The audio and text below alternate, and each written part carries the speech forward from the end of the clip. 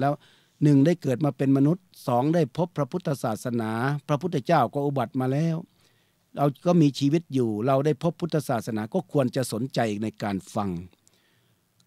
งนี่พระพุทธเจ้าตรัสว่าสุดสูสังละพะเตปัญญังฟังด้วยดีย่อมได้ปัญญา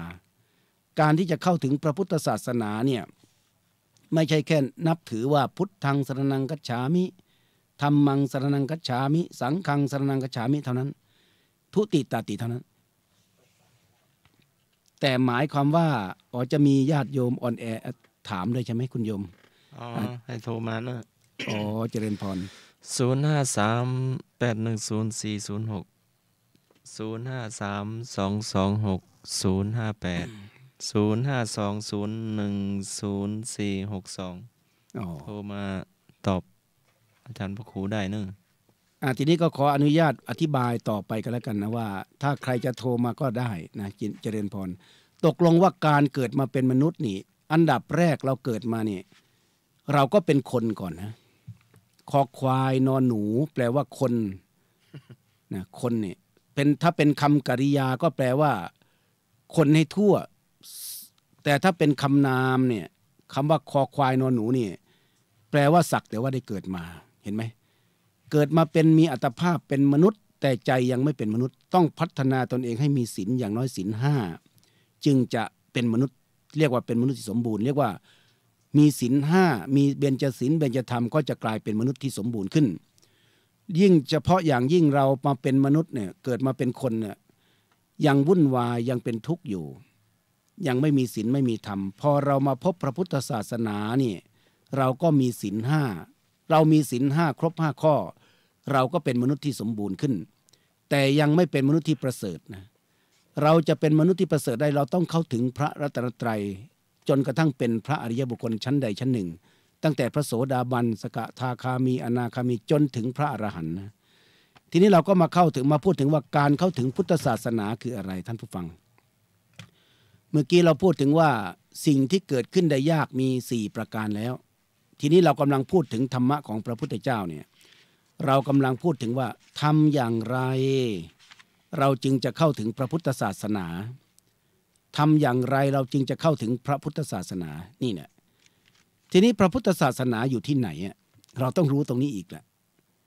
พระพุทธศาสนาอยู่ที่ไหนเราไม่ใช่ว่าเกิดมาปุ๊บก็นับถือพุทธตามๆกันไปก็กลายเป็นพุทธในทะเบียนบ้านบ้างละพุทธแต่ชื่อบ้างละเราต้องเป็นชาวพุทธที่แท้จริงพุทธศาสนาอยู่ที่ไหนการเข้าถึงพุทธศาสนาจะต้องเข้าถึงที่พระรัตนตรัยอันนี้พูดโดยรวบรัดนะเข้าประเด็นเลยว่าการเข้าถึงพุทธศาสนาจะต้องเข้าถึงที่พระรัตนตรัยปัญหาก็คือว่าพระรัตนตรัยคืออะไรล่ะพระรัตนตรัยก็คือแก้วอันประเสริฐนะพระพุทธพระธรรมพระสงฆ์นั่นแหละทีนี้ถ้าเราไม่มีพระรัตนตรัยคือไม่มีพระพุทธพระธรรมพระสงฆ์นี่ศาสนาพุทธเราก็หมดความหมายก็มีแต่โบสถ์มีแต่ศาลามีแต่ศาสนวัตถุศาสนพิธีมีแต่ศาสนบุคคลแต่ไม่มีพระรัตนตรัยพุทธศาสนาก็ไม่มีประโยชน์อะไรมีแต่เปลือกแต่พระรัตนตรัยคือพระพุทธพระธรรมพระสงฆ์นี่คือตัวเนื้อแท้ของพระพุทธศาสนาพระพุทธศาสนาอยู่ที่ไหนก็ตอบว่าอยู่ที่พระรัตนตรัยการเข้าถึงพุทธศาสนาที่แท้จริงนั้นก็ต้องเข้าถึงที่ไหนก็ต้องเข้าถึงที่พระรัตนตรัยนะญาติโยมนะเราต้องเข้าใจตรงนี้ทีนี้มาดูว่าพระรัตนตรัยคืออะไรล่ะนะประเด็นอยู่ตรงนี้เองก็คือชาวพุทธเรายังงงอยู่ก็ยังแปลกันผิดอยู่อาตมาภาพก็ขอพูดแบบตรงไปตรงมาเลยว่าพระรัตนตรัยนั้นถ้าถามชาวพุทธเราก็ 99% ต้องบอกว่าพระรัตนตรัยคือแก้ว3ดวงที่1ก็คือพระพุทธเจ้าปรินิพพานไปแล้วตายไปแล้ว 2,500 กว่าปีไม่ต้องไปสนใจท่านหรอกสวดมนต์ไหว้พระระลึกถึงท่านก็พอนี่พระธรรมก็คือคัมภีร์ไบลานพระไตรปิฎกอัตถกถาฎีกาอนุฎีกาอยู่ในคัมภีร์ไบลานอยู่ในตู้เรียบร้อยเจ้าอาวาสใส่กลอนใส่กุญแจเรียบร้อยอย่าไปยุ่ง พระสงฆ์ก็คือลูกชาวบ้านอายุ20 ปีขึ้นไปผู้ชายมาบวชเนี่ยมาอยู่ในผ้าเหลืองเนี่ยอยู่ตามวัดตามวาต่างๆใช่ไหมเนี่ยถ้าเราไปพูดอย่างนี้แสดงว่าพระรัตนตรัยก็แบ่งออกเป็น3อย่างใช่ไหม3ดวง แก้ว3 ดวงดวงที่1ก็ตายไปแล้วดวงที่2ก็คือคัมภีร์ไบลานพระไตรปิฎกอัตถกถาฎีกาดุลกาอยู่ตามคัมภีร์ไบลานใช่ไหมพระสงฆ์ก็คือลูกชาวบ้านอยู่ตามวัดนุ่งเหลืองห่มเหลืองถ้าเราแปลอย่างนี้นะโยมนะมันก็จะไม่เป็นยูนิตี้ยูนิตแปลว่า1เดียวนั่นอาตมาภาพต้องพูดภาษาอังกฤษบ้างนะเพราะว่าจบปริญญาโทจบปริญญาตรี5 ใบฉันข้าวญาติโยมมา44 ปีบวชเนน6 ปีบวชพระมา39 ปีนะโยมเนาะก็ต้องให้พระพูดภาษาอังกฤษบ้างคือเขาบอกว่าพระรัตนตรัยนี่แก้ว3 ดวงถ้าเราไปแปลว่าแก้ว3 ดวงนะผิดเพราะว่าดับทุกข์ไม่ได้ไม่มีอยู่จริงดวงที่1ก็ตายไปแล้วดวงที่2ก็คือคัมภีร์ไบลานไงดวงที่3ก็คือลูกชาวบ้านเป็นตัวคนกระจัดกระจายกันอยู่มันไม่เป็นยูนิตี้ไม่เป็นหนึ่งเดียวพระรัตนตรัยนั้นจะต้องเป็นหนึ่งเดียวเป็นเอกภาพนะเอกภาพหนึ่งเดียวเท่านั้นเพราะฉะนั้นศาสนาอื่นบางศาสนานะญาติโยมนะเขาบอกว่าพระเจ้าของเขามีอยู่เป็นนิรันดรไม่หมดไปไหนเลยแต่ศาสนาพุทธของเรานี่มาบอกว่าพระพุทธเจ้าตายไปแล้วแค่สวดอิติปิโสข้อกวาก็พอกราบไปไหว้ก็พอมันไม่พอนะดับทุกข์ไม่ได้นะอย่างนั้นเราจะต้องเข้าถึงพระพุทธพระธรรมพระสงฆ์เอาละพูดรวบว่าพระรัตนตรัยถ้าเราแปลว่าแก้ว3 ดวงนี่จะไม่ถูกจะผิดนะแปลไม่ถูกเรามักจะแปลกันอย่างนั้นเราต้องแปลใหม่นะท่านผู้ฟังพระรัตนตรัยต้องแปลว่าแก้วดวงเดียวแต่มีองค์ประกอบ3นี่มีแฟกเตอร์3พระรัตนตรัยแปลว่าแก้วดวงเดียวแต่มีองค์ประกอบ3ภาษาบาลีบอกว่าติรัตนังนี่มีเอกสารรับรองนะติรัตนังรัตนังเป็นรูปเอกพจน์ติแปลว่า3รัตนังนี่เป็นรูปเอกพจน์เป็นเอกพจน์ก็คือแก้วดวงเดียวแต่ว่ามันมีคำว่าติอยู่ข้างหน้าติแปลว่า3เพราะฉะนั้นพระรัตนตรัยในภาษาบาลีจึงแปลว่าแก้วดวงเดียวแต่มีองค์ประกอบ3ภาษาอังกฤษก็มีนะว่าไตรเปิลเจมคำว่าไตรเปิลเจมนี่ก็ TRIPLEGM แปลว่าแก้วดวงเดียวแต่มีองค์ประกอบ3ถ้าเราแปลว่าแก้ว3 ดวงนี่จะดับทุกข์ไม่ได้พระรัตนตรัยไม่มีอยู่จริงกระจัดกระจายกันอยู่ไม่เป็นเอกภาพนะอยู่กันคนละทิศละทางก็ดับทุกข์ไม่ได้ทีนี้ก็เราจะมาเปล่งวาจาว่าพุทธังสรณังคัจฉามิธัมมังสรณังคัจฉามิสังฆังสรณังคัจฉามิทุติตาติแม้ครั้งที่2ที่3นี่กันอยู่มาเป็นพันปีแล้วเนี่ยจะดับทุกข์ได้อย่างไงในเมื่อพระพุทธเจ้าตายแล้วเนี่ยใช่ไหมพระธรรมก็อยู่ในคัมภีร์ไบลานก็เข้าถึงไม่ได้พระสงฆ์ก็คือลูกชาวบ้านนุ่งเหลืองห่มเหลืองก็เข้าถึงไม่ได้เอาทีนี้มาพูดถึงการเข้าถึงนะญาติโยมเนาะยกตัวอย่างสั้นๆว่าแก้วดวงเดียวแต่มีองค์ประกอบ3เนี่ยกับแก้ว3 ดวงต่างกันนะ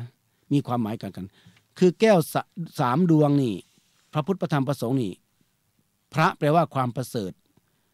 รัตนะแปลว่าแก้วคือความสะอาดบริสุทธิ์หรือศีลสมาธิปัญญาก็ได้แก้วพระรัตนตรัยไตรแปลว่า3พระรัตนตรัยนี่ถ้าเรามองโดยวัตถุนะถ้าเราแยกอธิบายนี่ก็จะมี3เมื่อกล่าวโดยวัตถุก็แบ่งออกเป็น3ก็คือพระพุทธพระธรรมพระสงฆ์แต่ถ้าหากว่าเราจะมองโดยอุดมคติทั้งหมดของพุทธศาสนาของพระรัตนตรัยนี่เพื่อการเข้าถึงเพื่อดับทุกข์ดับกิเลสอย่างแท้จริงนี่เราต้องแปลว่าพระรัตนตรัยคือแก้วดวงเดียวแต่มีองค์ประกอบ3อันนี้ลึกซึ้งนะคือพระพุทธพระธรรมพระสงฆ์ยกตัวอย่างเช่นอาตมายกมือขึ้นมามือเดียวหรือญาติโยมฟังก็ลองยกมือขึ้นมาข้างหนึ่งมือเดียวแต่มีองค์ประกอบ5มีแฟกเตอร์5คือนิ้วทั้ง5กับมือ5มือต่างกันไหมต่างกันเห็นไหมมือเดียวแต่มีองค์ประกอบ5คือนิ้วทั้ง5กับมือ5มือต่างกันใช่ไหมถ้ามือ5มือก็เอา5 นิ้ว25 นิ้วมือเดียวแต่มีองค์ประกอบ3มือเดียวแต่มีองค์ประกอบ5คือนิ้วทั้ง5กับมือ5มือต่างกันครอบครัวเดียวแต่มีองค์ประกอบ3คือพ่อแม่ลูกกับครอบครัว3ครอบครัวต่างกันไหมต่างกันเห็นไหมรองเท้าคู่เดียวแต่มีองค์ประกอบ2คือข้างซ้ายกับข้างขวากับรองเท้า2คู่ต่างกันไหมต่างกันเลยคนเราเนี่ยถ้าขาไม่ด้วนนะคนปกติก็จะมีขา2ข้างใช่ไหมคุณโยมท่านผู้ฟัง ก็ต้องใส่รองเท้ากี่คู่หรอคู่เดียวแต่สองข้างจะไม่ข้างซ้ายข้างขวาคนเดียวยกเว้นคนขาด้วนจะมีขาข้างเดียวคนปกติแล้วจะมีขาอยู่สองข้างเพราะฉะนั้นการสวมรองเท้าก็ต้องสวมรองเท้ากี่คู่เดียวแต่มีองค์ประกอบสองคือข้างซ้ายกับข้างขวากับรองเท้าสองคู่ต่างกันรองเท้าสองคู่มันก็ต้องมีสี่ข้างใช่ไหมซึ่งใครไม่มีขาซึ่งสี่ข้างการนับถือพุทธศาสนาเราต้องนับถือพระพุทธพระธรรมพระสงฆ์พระรัตนตรัยที่แปลว่าแก้วดวงเดียวคือดวงเดียวนั่นแหละแต่มีองค์ประกอบสามคือพระพุทธพระธรรมพระสงฆ์มรรคมีองค์8ก็เหมือนกันมรรคก็คือหนทางอริยมรรคก็คือหนทางอันประเสริฐมีองค์ประกอบ8นะไม่ใช่ทาง8ทางนะถ้าทาง8ทางเราจะเดินทางไหนต้องเข้าใจตรงนี้ศีลสมาธิปัญญาก็อันเดียวกันศีลสมาธิปัญญาอยู่ด้วยกันอันเดียวกันอยู่ด้วยกันตลอดแยกกันไม่ได้แต่ถ้าอธิบายให้เข้าใจก็แยกกันได้ศีลคืออย่างนั้นสมาธิคืออย่างนั้นปัญญาคืออย่างนั้นต้องเข้าใจตรงนี้โพชฌงค์7ก็มีองค์ประกอบ7นะอริยมรรคมีองค์8ก็คือทางอันประเสริฐมีองค์8ทางเดียวแต่มีองค์ประกอบ8นะอย่างนี้เป็นต้นตอนนี้ก็มีท่านผู้ฟังได้โทรศัพท์เข้ามานะก็ขอเจริญพร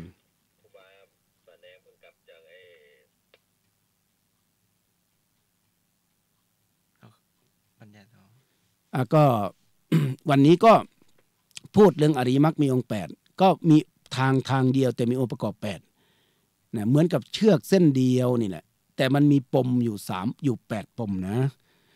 ตกลงพระรัตนตรัยถ้าเราแปลว่าแก้ว3ดวงนี่จะดับทุกข์ไม่ได้ไม่มีอยู่จริงกระจัดกระจายกันไม่เป็นยูนิตี้ไม่เป็นหนึ่งเดียว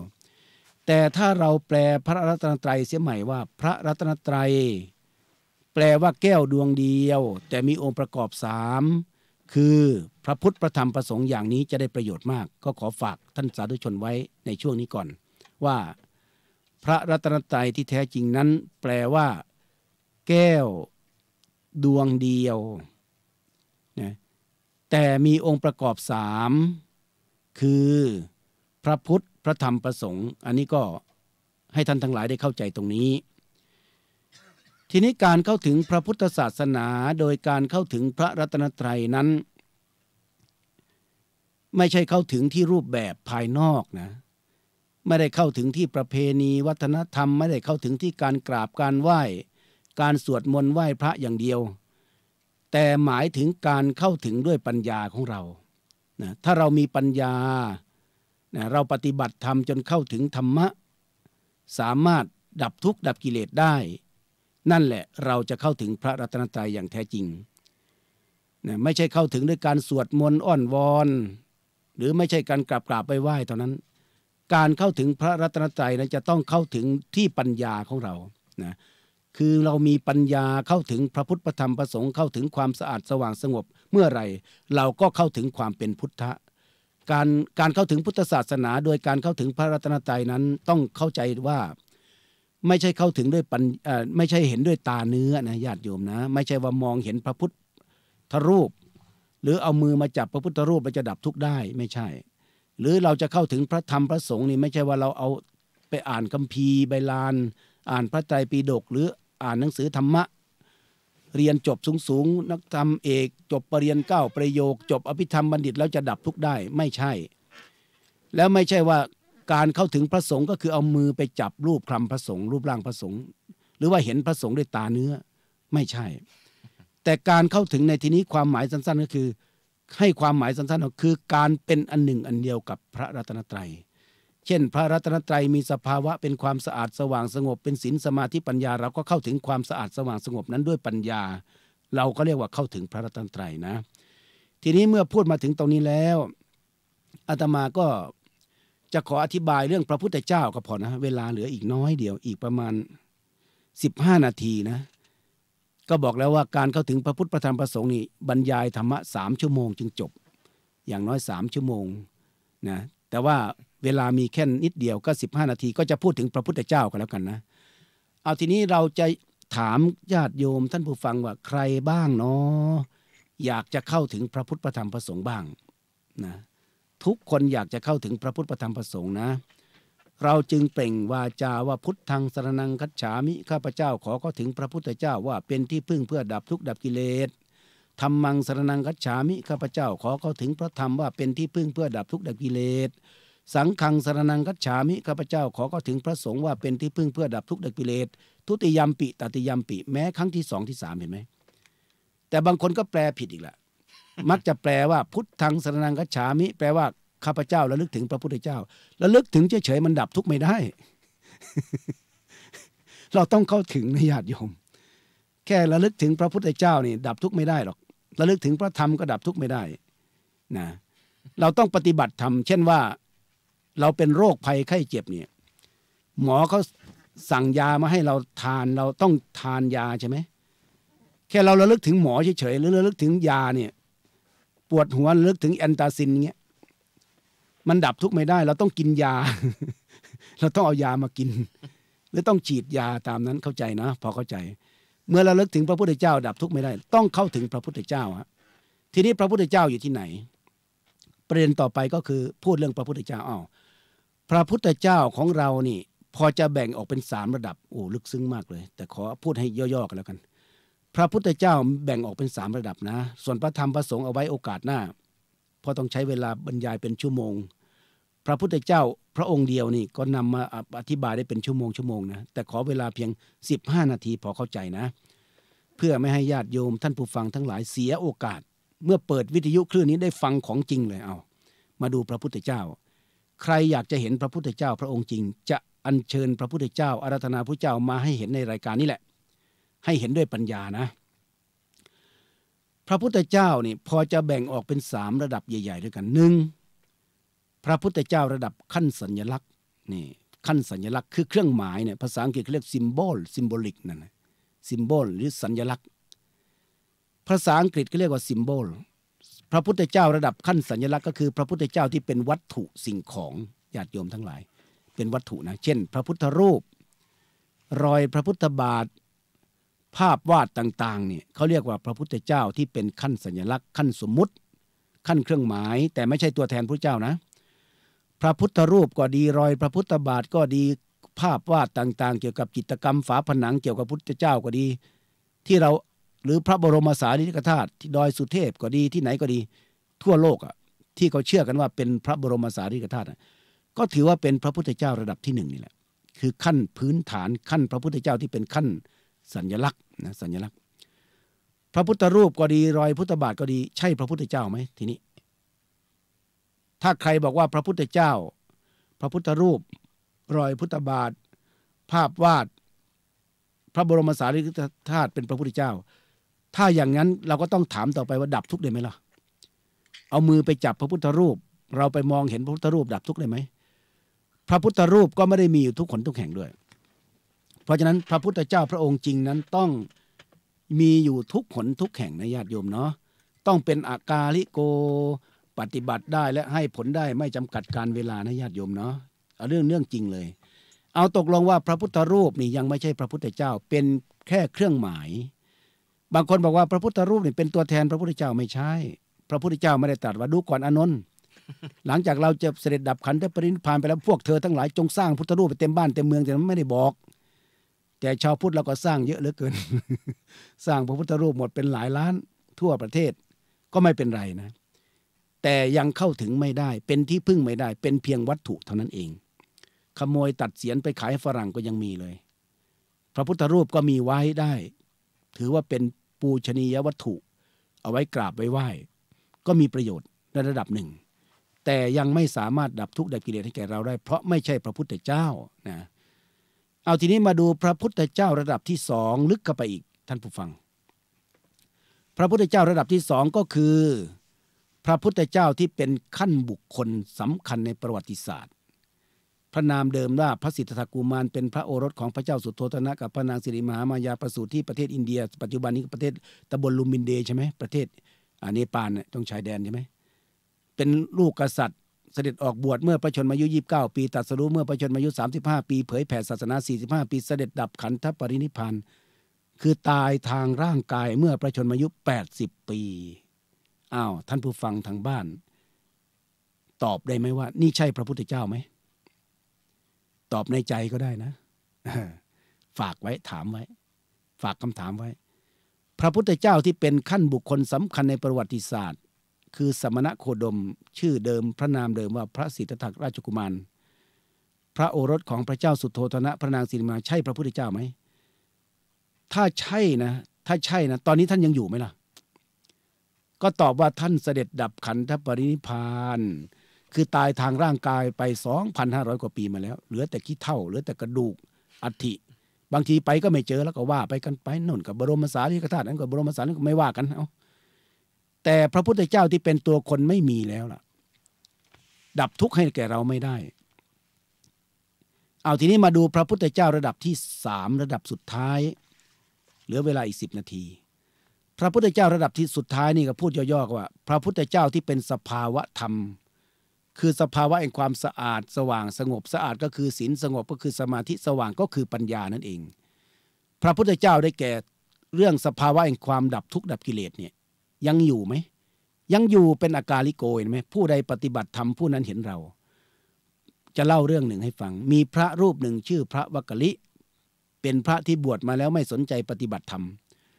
สนใจแต่ติดตามพระพุทธเจ้าไปทุกหนทุกแห่งติดตามพระพุทธเจ้าไปเรื่อยพระพุทธเจ้าก็ถามว่าดูก่อนวักกลิ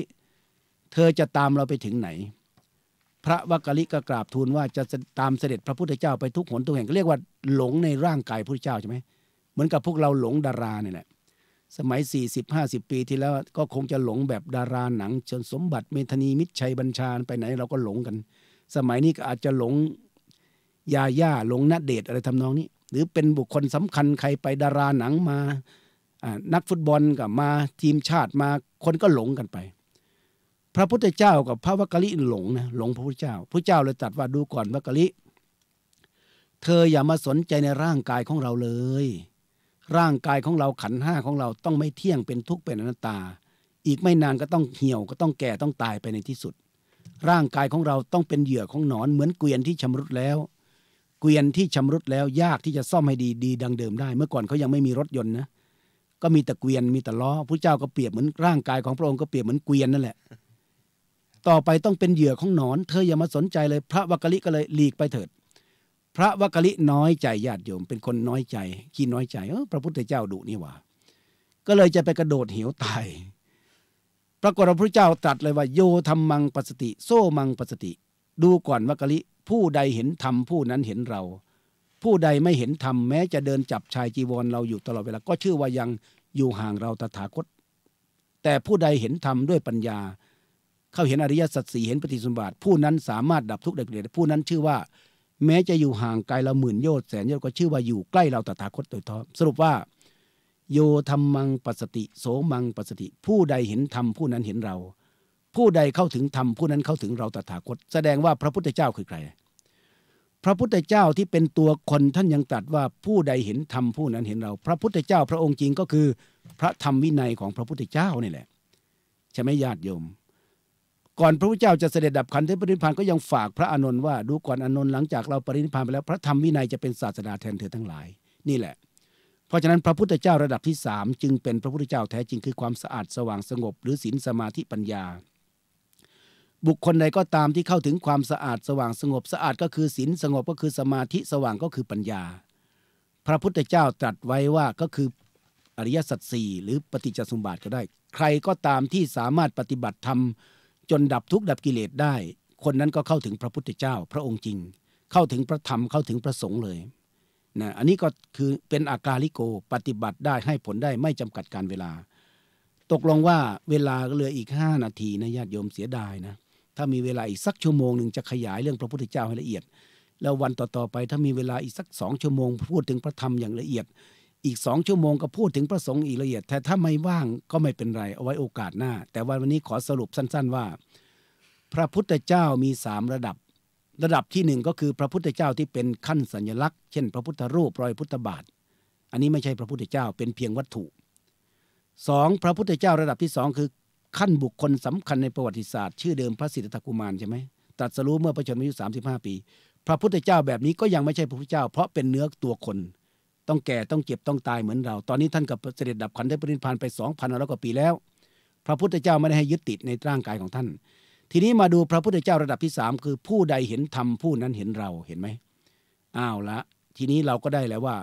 ผู้ใดก็ตามที่ปฏิบัติตามหลักศีลสมาธิปัญญาปฏิบัติตามหลักอริยมรรคมีองค์8จนสามารถดับทุกข์ดับกิเลสได้ก็จะมีพระพุทธพระธรรมพระสงฆ์อยู่ในใจใช่ไหมญาติโยม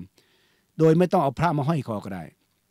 เดี๋ยวนี้ชาวพุทธเราติดแต่เรื่องประเพณีพิธีกรรมกับกราบไหว้อยู่นั่นแหละพระเดชพระคุณหลวงพ่อพุทธทาสนักปราชญ์ทางพุทธศาสนาจึงบอกว่าเดี๋ยวนี้ชาวพุทธเราเอาแต่กราบเอาแต่ไหว้พอบอกให้ประพฤติธรรมก็กำหูแต่ว่า พระเดชพระคุณหลวงพ่อปัญญานันทะนี่สุดยอดเหมือนกันอดีตเจ้าวาดวัดชลประทานรังสิตท่านมรณภาพไป10 กว่าปีนะท่านเป็นสหายธรรมกับพระเดชพระคุณหลวงพ่อพุทธทาสหลวงพ่อปัญญานันทะเป็นคนพัทลุงหลวงพ่อพุทธทาสเป็นคนชัยยาสุราษฎร์ธานีนะพระเดชพระคุณหลวงพ่อปัญญานันทะบรรยายทำไว้เมื่อ40 ปีที่แล้วญาติโยมที่วัดมหาธาตุกรุงเทพท่านพูดเรื่องการห้อยพระนะที่คอนะท่านบอกว่าท่านพูดเป็นภาษาใต้บอกญาติโยมทั้งหลายเดี๋ยวนี้ชาวพุทธเราเป็นคนหลายใจ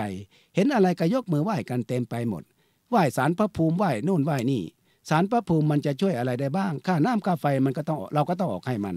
เดี๋ยวนี้ชาวพุทธเราเอาเห็นพระแล้วแทนที่จะขอความสะอาดสว่างสงบขอธรรมะมาไว้ในใจไปขอแต่พระอิฐพระปูนพระนอกไปห้อยคอทั้งนั้นห้อยพระไปแล้วเช้าก็กินเหล้าเย็นก็กินเหล้ายกแก้วเหล้าข้ามหัวหลวงพ่อทุกวันเวลาเมาก็ไม่ได้เมาคนเดียวทำให้หลวงพ่อแขวนคอเมาไปด้วยเพราะแกว่งไปแกว่งมาโซซัสโซเซแล้วมันจะไปรอดได้อย่างไรนี่ชาวพุทธเราเป็นอย่างนี้อันนี้ก็ยกตัวอย่างว่าเพราะฉะนั้นสรุปว่าพระพุทธเจ้าพระองค์จริงอยู่ที่ไหนพระพุทธเจ้าเนี่ยเกิดที่ไหนญาติโยมพระพุทธเจ้าเนี่ยองค์จริงเนี่ยก็คือความสะอาดสว่างสงบเกิดที่ไหนเกิดที่จิตใจของเราพระสิทธัตถกุมารเกิดที่ไหนประสูติที่ไหนประสูติที่สวนลุมพินีวันแต่ยังไม่ใช่เป็นพระพุทธเจ้าแต่พระพุทธเจ้าในสมัยพุทธกาลเกิดที่ไหนเกิดที่ใต้ต้นโพวันวิสาขบูชาตรัสรู้วันเดียวกันเวลาเดียวกันปรินิพพานคือกิเลสตายพร้อมกันวันเดียวกันวันเพ็ญเดือน6นะพระพุทธเจ้าในสมัยพุทธกาลพระองค์เกิดความเป็นพุทธเจ้าบุตดาบีอิงเกิดความเป็นพุทธภาวะที่ใต้ต้นโพแต่พระพุทธเจ้าที่เป็นสภาวะธรรมที่จะเกิดขึ้นแก่เรานั้นก็คือความสะอาดสว่างสงบอยู่ที่เรานั่นเองเพราะฉะนั้นก็ขอถามเป็นคำถามสุดท้ายฝากท่านผู้ฟังว่าถามเป็นคำถามฝากไว้นะว่าพระพุทธเจ้าหมดเรื่องตอนอายุ35 ปีฟังให้ดีนะพระพุทธเจ้าหมดเรื่องตอนอายุ35 ปีแต่พระพุทธเจ้าหมดลมตอนอายุ80 ปีคือหมดลมตอนอายุ80 ปีแต่ถามพวกเราชาวพุทธว่าพวกเราจะหมดลมตอนไหนเราไม่รู้ใช่ไหมเพราะเราจะตายตอนไหนเราก็ไม่ทราบไม่เป็นไรตายเมื่อไหร่ก็เมื่อนั้นแหละแต่ถามว่าพวกเราจะหมดเรื่องตอนไหนตอบไม่ได้บางท่านบางคนบอกฉันไม่หมดเรื่องหรอกท่าตราบใดที่ฉันยังมีลมอยู่ฉันต้องมีเรื่องมีลมเมื่อไหร่ฉันต้องมีเรื่องเมื่อนั้นหมดลมเมื่อไหร่หมดเรื่องเมื่อนั้นอันนี้ผิดนะเราจะต้องหมดลมเมื่อไหร่ก็ไม่เป็นไรแต่ว่าเราควรจะหมดเรื่องได้ไหมหมดเรื่องตอนอายุ30 40 50นี่แหละได้ไหม60 70นี่ได้ไหมก่อนตายน่ะนิพพานก่อนตายเหมือนหลวงพ่อพุทธทาสว่าตายก่อนตายก็คือนิพพานก่อนตายก็ขอฝากท่านทั้งหลายว่าพระพุทธเจ้าหมดลมตอนอายุ80 ปีแต่พระองค์หมดเรื่องคือหมดกิเลสหมดความทุกข์ตอนอายุ35 ปีแล้วก็เผยแผ่ศาสนาตั้ง45 ปีจึงเสด็จดับขันธปรินิพพานจึงหมดลมนะก็ขอฝากไว้ให้พวกเราทั้งหลายหมดเรื่องก่อนเอาชนะกิเลสให้ได้ก่อนแล้วเราจะหมดเรื่องหมดความทุกข์ก็ขอความสุขความเจริญจงบังเกิดมีแก่ท่านสาธุชนทั้งบรรพชิตและคฤหัสถ์อุบาสกอุบาสิกาในที่สุดนี้อาตมาภาพขออาราธนาคุณพระศรีรัตนตรัยคือคุณพระพุทธพระธรรมพระสงฆ์อันเป็นสรณะสูงสุดของชาวพุทธเราของมวลมนุษยชาติและขออาราธนาคุณพระรัตนตรัยคือคุณศีลสมาธิปัญญาความสะอาดสว่างสงบจงบังเกิดมีแก่ท่านสาธุชนทุกท่านและขอให้ท่านทั้งหลายจงเข้าถึงพระพุทธพระธรรมพระสงฆ์สามารถดับทุกข์ดับกิเลสได้ในชาตินี้ในชีวิตนี้